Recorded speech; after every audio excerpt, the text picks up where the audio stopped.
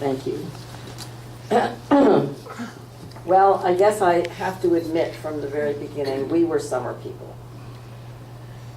Only I really feel that I was born here. I wasn't born here, but I was here in my mother's womb before I was born and for a long time afterwards. The Duriers, my maiden name was Durier. My grandfather Durier was in the textile business in New York. And of course, this whole area was heavy on textiles. And that's how he found Quonnie. And he started bringing his family here in the, I guess, late 1800s and early 1900s. My father was born in 1904, and I have a picture of him and my grandmother and grandfather on the beach up near the Charlestown Breachway. And he was only a couple of years old at the time. My grandparents stayed in what are now the Zabel cottages, which I believe at the time were owned by the Moultons. And they had a wonderful time. They had a boat that they kept at the dock, what was the Moultons dock, and they went across Ninigret Pond, and I have a couple of pictures of them with their beer and bottles in the boat. I don't think that liquor was ever eradicated completely from this area. They would go over to the Breachway and then go and have picnics on the beach. That's how my father started here. And when he married my mother in 1929, they decided that they wanted their own place. And they bought an old barn that was on the property next door to the cottage that I presently own on East Beach Road. And my father decided that he would renovate the barn. So he started, he put windows in, and he did something to the interior and had a new roof put on in 1938. And 1938 was the undoing of my father's barn. He did not take the sliding doors off, and the wind got in under the sliding doors and lifted the roof right off. And he paid for that roof the day after the hurricane when we came up from New York to assess the damage. So he decided that he would rebuild, started to build on the lot next door to the cottage I own right now, and started with the garage. We camped in that garage for 2 years. And then the people who were on the other side, on the lot on the other side of us, really wanted the garage. And the cottage that I have now, which is on property that was originally Burdick land and had an old farmhouse on it that burned down. At least that's my understanding of it. Maybe Phyllis knows differently, but he decided to sell the garage that he had built and we had camped in on one side and buy the cottage on the other side of that lot, which my mother had previously vetoed because it was too close to the road. So in 1941, they bought that cottage. And my sister and I spent all our summers here, and we were here all summer. Yes, my father went back to New York every weekend, commuted up, he came here, commuted weekends, and then went back to New York on Monday, either on the train or whatever, if there was somebody around that was driving back, he could hitch a ride with them, he went back with them. I kind of organized my memories into a couple of categories, one of which was the environment, and another was the creepy critters which were around here, which is part of the environment, but it was a very significant part, and then people. And so I'll talk a little bit about the environment first. It was rural, and that's what we wanted. That's what my family wanted. My mother actually wanted to get us away from the beaches in New York because of the polio epidemic that was current at the time. And she just thought the water up here was wonderful and the swimming was wonderful, so that's how we came. But what I remember, in addition to the beach, I remember berries, all kinds of berries, blueberries, blackberries, beach plums that have completely disappeared from the scene, Overlook Road, Overlook Avenue, whatever it's called. Oh, by the way, there weren't any street names then either. I mean, we didn't have any street names. We just knew where everybody lived. It was all blackberries and swamp on Overlook. And I spent a lot of time berrying there. There were blueberries everywhere, everywhere, including on a lot that belonged to a man named Ed Hoxie, who lived somewhere inland off of Route 1. I can't even remember where it was, but I know that we went up there and picked berries on his property when he wasn't there. And I guess everybody kind of did that, you know, in those days. Summer people. Summer people, yes. Summer people.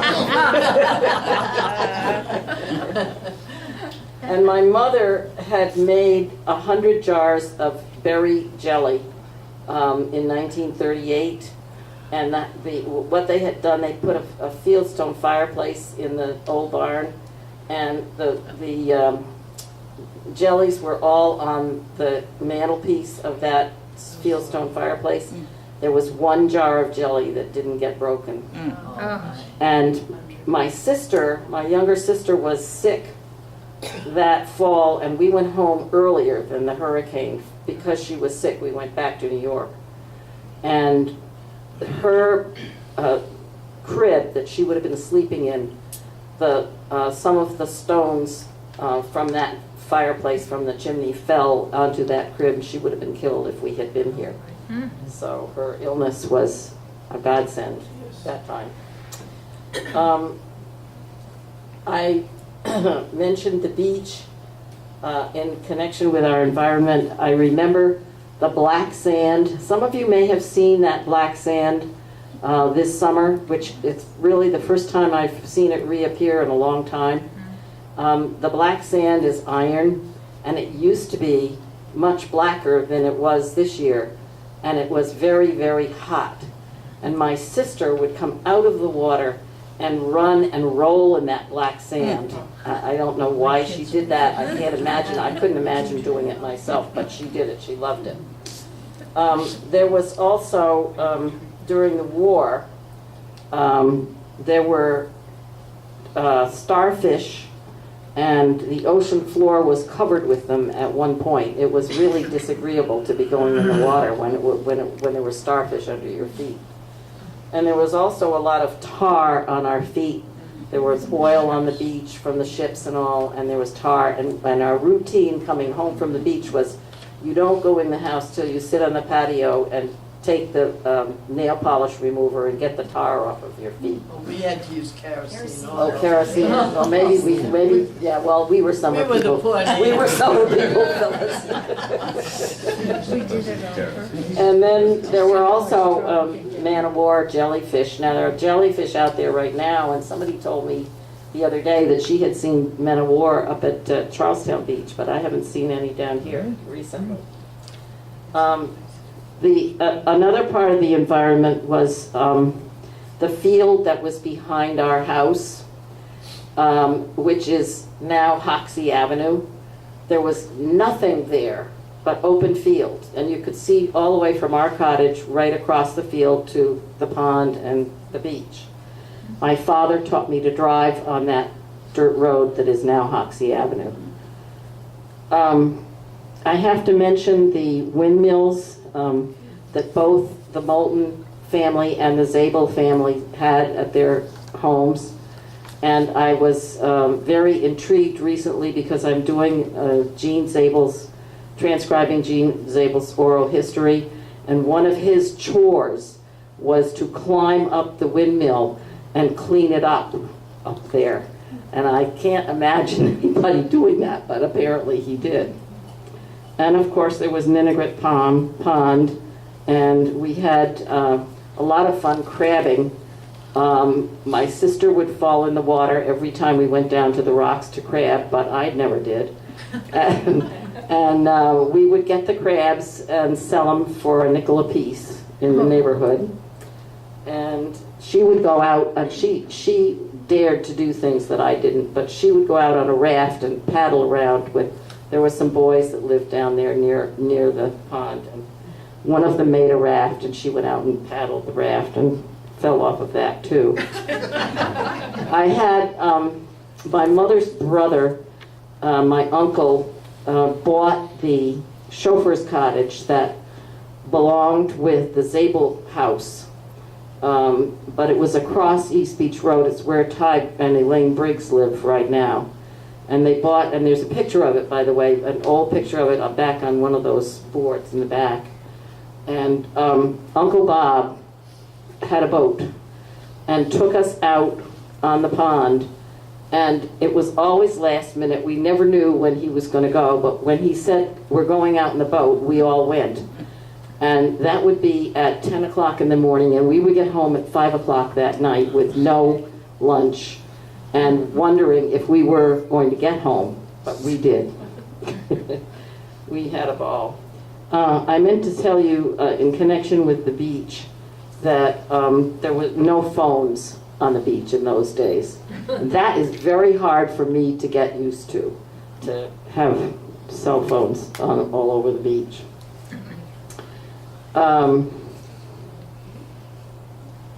The creepy critters that I mentioned,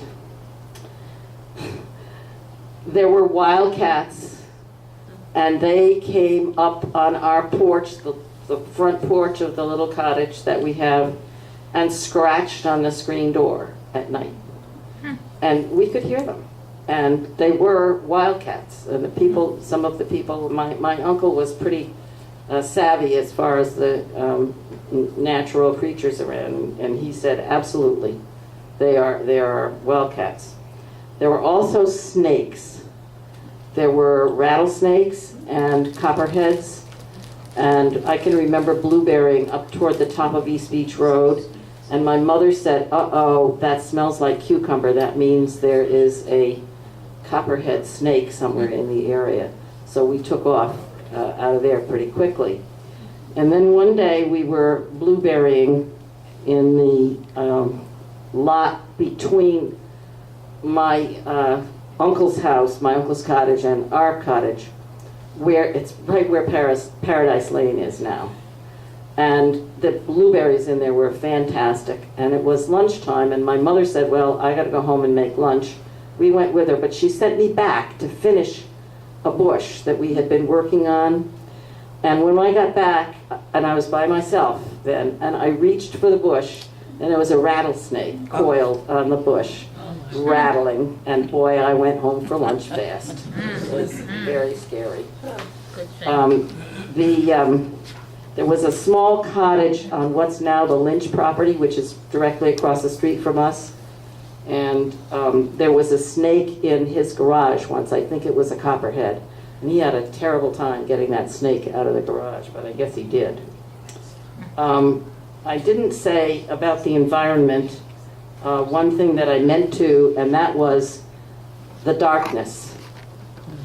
Well, there weren't any street lights on East Beach Road. There weren't any street lights anywhere. It was dark. And when we walked between our cottage and my uncle's cottage to see my cousins, or vice versa to come back, it was a scary walk, and there were bats, and they flew around our heads, and it was really we ran home always. I also didn't mention the roses, and I have to do that because I'm sure you all noticed how beautiful the roses were this spring down around the beach area, and there are even a few of them left on our stone wall. And when we first came up in June, when we left school, the minute school was out, we were up here in June. But the roses were really beautiful then, and we would pick the petals and use them for nail polish. In other words, we would take the polish and wet them with our saliva and put them on our fingers. And that's one of my favorite memories because we had such fun doing that. Now in that field, behind our cottage, Monroe Hoxie had a herd of cows. And Monroe Hoxie lived further across at the end of Ninigret Pond, but his cows wandered up in that field. And my mother had a run-in with a cow when she was a child. So she wasn't thrilled that those cows were that close. And one night, in the middle of the night, she let out a blood-curdling yell like nothing I have ever heard in my life. The bedroom window faced back on the patio, and there was a cow staring through the window at her. And the next morning, there was cow all over the patio. So there was no question about it. This had happened. And that was a scary memory also. See if I omitted anything here.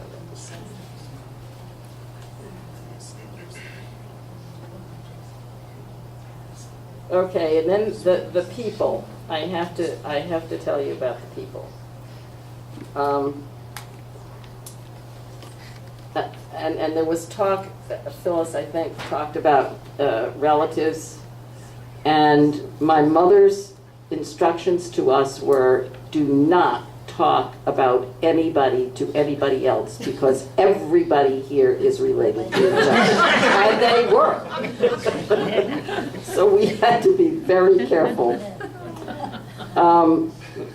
One of my very favorite people was a man named George Kenyon.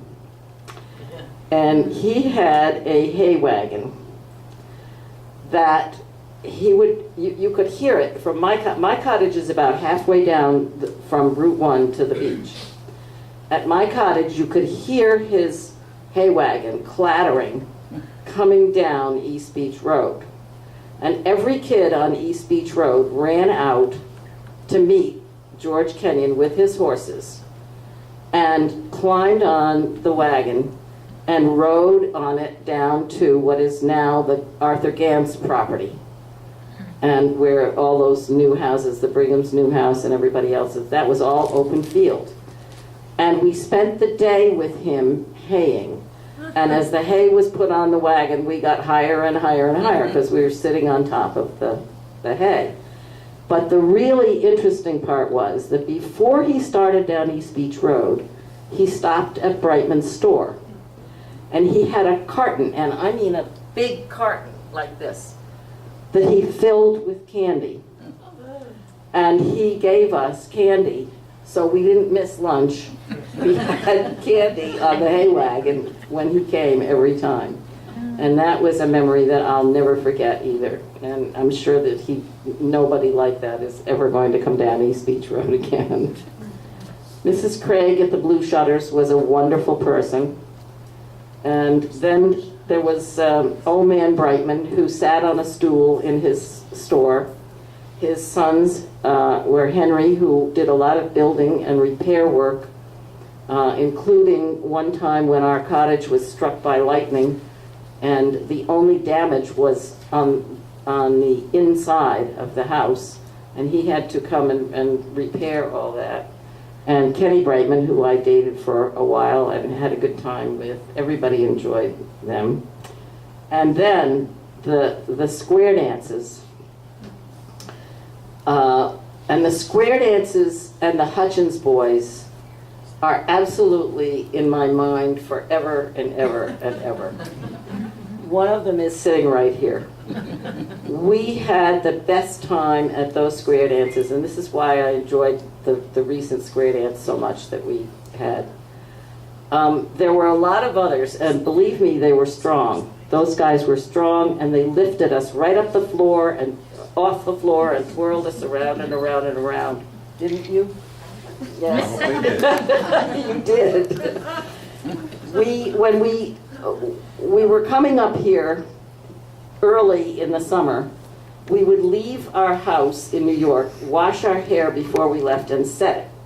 And when we got to Dunn's Corners, the curlers came out, so that when we got to the Grange, we could go right into the square dance without having gone home.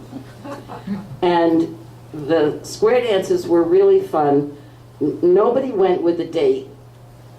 We all went together, we all had a good time, but you went home with somebody. And the next morning on the beach, that was the talk. Who went home with who after the square dance last night?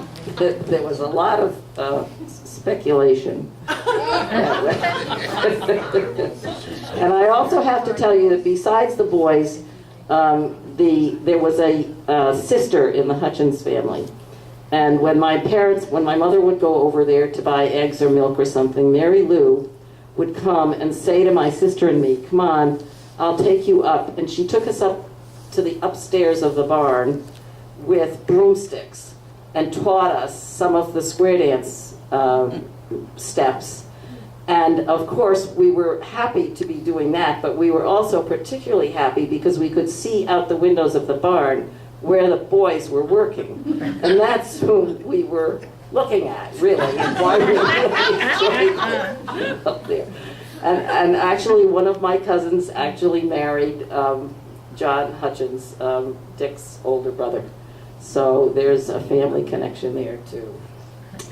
And then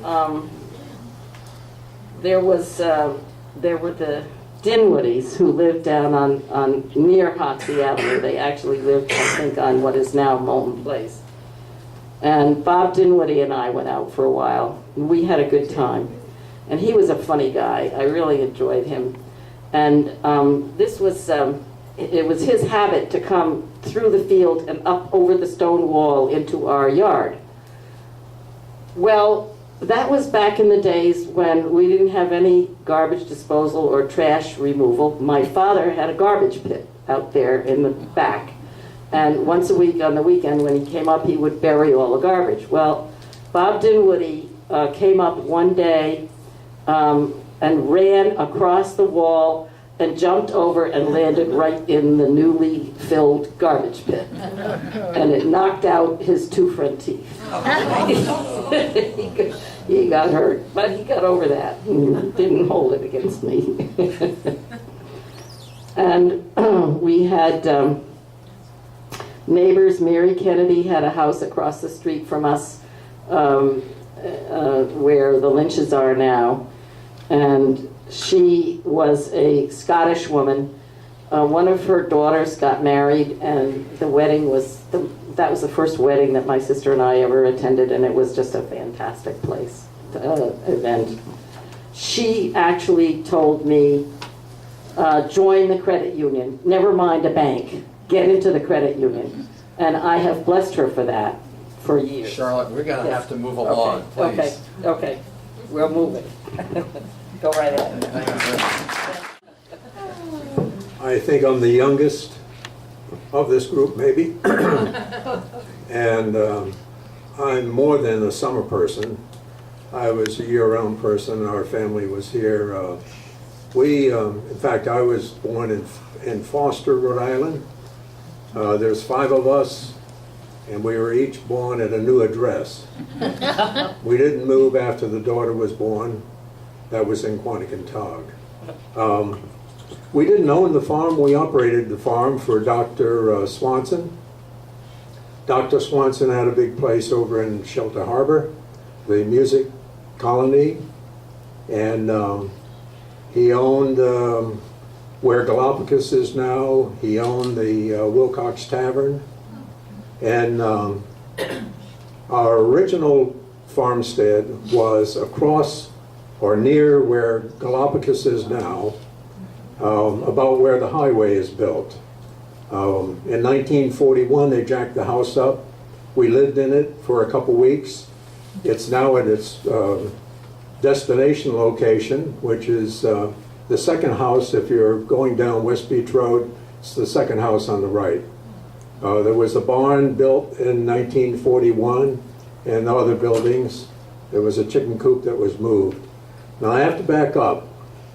My first memory of, or the first event that I can remember in Quonnie was that September 21 day of 1938. I wasn't in school, my older brothers were. I was helping Dad, we were digging potatoes. I was dragging the basket. I was like 3.5 years old at the time. When Dad took me home, he put me in the house, boarded up the house, cut the hog fence so they wouldn't get, wouldn't drown in the storm. Then, of course, the eye of the storm came through. That was really nice. The sun was out and bright, shiny, just the way it was a couple hours prior. It pretty well wrecked the greenhouse we had. 2 barns stood, but trees were getting ripped out of the ground like tumbleweed rolling across the landscape. I don't have too many relatives in the summer group. Being the youngest boy, I inherited all the chores that the older boys had, so I didn't have time to go shopping or spend time on the beach. When I completed my studies at URI, I left the farm. That was in 1958. I have a checkered career, I guess you could say. Raised on a farm. Back in the day, and back in the late 30s and the 40s, of course the war was another event that we remember very vividly, because the Army camp was at Burlingame. The Naval Airfield was where Ninnegret Park is now. But I do remember when there were potato fields where Ninnegret Park is. At night, the Navy would tow these targets along the beach. There would be locations of the Army with their aircraft guns, and we would watch the searchlights come on, find the target, and see the tracers going to see how good they were in terms of hitting the target. Another memory that I have is about Quonnie Pond. Does anyone, maybe Phyllis does, do you remember when it was totally frozen over? Yes. Yes. And it's, of course, it's salt water that's freezing. There would be these large season cracks, we called them. And the ice would be, golly, I think a couple foot thick. And I've heard, I didn't drive my vehicle there, but I heard that people would actually drive out on the pond. I haven't seen ice like that since. And that was during the 40s. I'm not a very good skater. In fact, as my older brothers were teaching me, one fell on my leg and broke my leg. You know, that's the danger of being the youngest guy. You might get stepped on every now and again. Let's see, the square dancers before the haying season, that was early in the summer. So if you were there early in the summer before the first load of hay had to be stored, we had square dancing, round dancing. That was always a nice event. Then there was that infamous night when we had the dances in the barn, and the electric transformer burnt out when we turned on the hot dog grill for intermission. But the dance went on, because you didn't have to worry about electronic gear to be heard. They used real instruments, and the caller was loud enough so that you could hear the caller call the square dances. And we had a tractor that had headlights on it. So we shined those up in the barn that kind of gave you that, reflected view, but that was kind of cool. Let's see, what else? Well, I left in my parents moved and operated what Dr. Swanson had. That was on the west side of a wall that ran north and south. When the new road came through in 41 and the house was moved, really a new farmstead was created. And because of the earlier farmhouse location and its present house location, that's where we got the name East and West Farms. Let's see, somebody mentioned about the old schoolhouse. I did, yes. Yes, the old schoolhouse, that was our woodland. And following the 38 hurricane, we never had to cut a tree down. There was enough tree damage where the Valley Crenane development is. That was where we harvested all the wood that heated our house and also provided heat for our wood stove. And then one other little thing, and on the bus tour, I've mentioned this, or on the trolley tour, that what am I wanting to say here? Oh yes, while the house was being moved, and we lived in the house while it was being moved. There's a picture over here that shows the house while it's midway during the move. That was on a Sunday, and I know that it was a Sunday because that's when Mother did the laundry. There was clothesline from the back porch to the smokestack on the cleat track tractor that would inch the house along. So you can look at that, and that was our homestead. And people ask, well, what did you do about eating? What did you do about, sanitation, taking baths and all that? I don't know. We survived. Wasn't important. And at the end of the day, after the moves ended, Sister had a tricycle, and usually she didn't have to pedal it. You could ride from one room to the other because the thing was never level at the end of the day. Roy, I think I've taken enough time. Recognizing that old saying that the mind can absorb only what the seat of the pants can endure, I'll be very brief.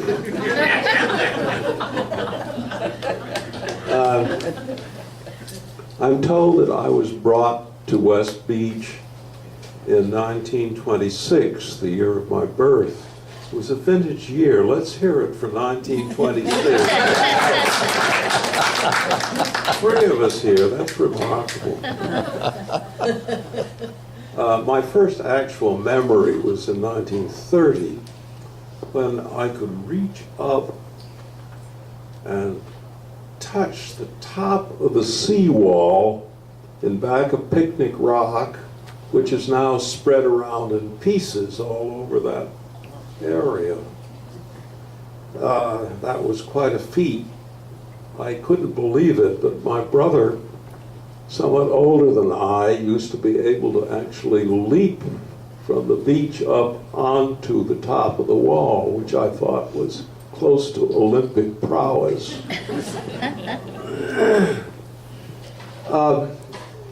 Relatives owned 3 of the 4 cottages in back of Picnic Rock. The first, the Hawley family and the Meir family, which brought together and made Holly Meir. The Hawleys from Naugatuck, and the Meirs from Wisconsin. Ed Mears was said to be the tightest man ever born, and coasted downhill all the way from Wisconsin to Rhode Island. And when they built a guest house next door, it was called Kenosha and Naugatuck. There was always question as to which family put the greatest amount of money into this little splinter building. Where we stayed, my mother and my sisters, my brother stayed next door with his grandmother in Hollymere. But just to complete them, CT's was a sort of a boat kind of a cottage owned by a boarder of Mrs. Hawley's in Naugatuck. He was the general manager of the United States Rubber Company, and a wonderful man, Charles McCarthy. C.T. McCarthy became C.T.'s. But next to that, and the last of these 4 cottages, was Dr. Merritt. He was a dentist from somewhere in Georgia, possibly Atlanta. And I never, ever saw him except in a Palm Beach suit with a hat on and a celluloid collar and a necktie. Never appeared except in that outfit with one exception. He had a windmill to pump his water, and he would take off his jacket to climb the windmill and adjust the blades to the wind on the top. That was a great concession. My mother and us kids stayed in Kennog. We had no car. My father came down on weekends, Friday to Monday morning. And for a telephone, we had, of course, to go over to Mother Brindley's. There were very, very few telephones in Quonnie at that time. We had a kerosene stove and kerosene lamps. We had an ice box, no electricity, of course. And for groceries, except on Saturday when my father and mother with the family car would go to Westerly, the big city. But a fellow by the name of Sammy drove a truck which you could walk up into, and it was just like a grocery store with shelves on either side. He would come around at least once a week. And then, of course, there was the Iceman, crucial. And then an absolutely wonderful person, the most laid back and relaxed person I've ever known. He was a farmer from up country by the name of Charles James, and he was so relaxed that he was known as Gentle James. And he drove a wagon with horse, and he would appear. He would sort of come up like a vapor out of the earth. You really didn't know that he was there until all of a sudden he was leaning against the door sill, and my mother would say, "Oh, Mr. James, good morning." And he would say, "Mrs. Brown, would you like a nice fresh killed chicken?" And she would perhaps say, "Yes, I would." And he would, from somewhere in back of him, bring around the chicken and say, "Would you mind cutting the head and the feet off?" Well, that was a wonderful form of life. I guess with that story, I'll subside and forget about the other items. Thank you, David.